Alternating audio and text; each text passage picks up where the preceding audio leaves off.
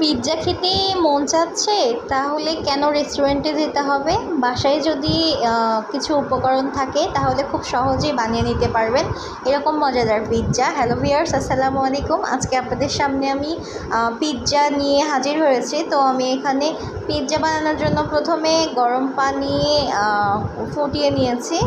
পানি ফুটিয়ে নেওয়ার পরে হালকা ঠান্ডা করে তার মধ্যে চিনি অ্যাড করে দিয়ে চিনিটা পানির মধ্যে গলে নিয়েছি।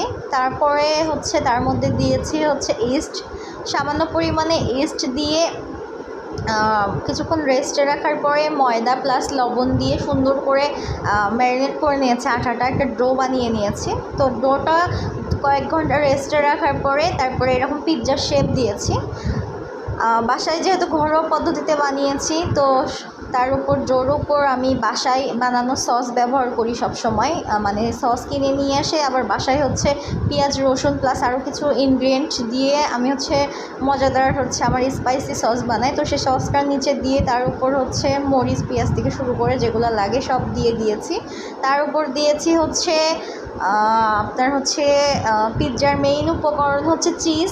আমি এটা সবসময় স্বপ্ন থেকে নেই, মোজারেলা চিজ ব্যবহার করি, অন্য চিজ আমার ভালো লাগে না।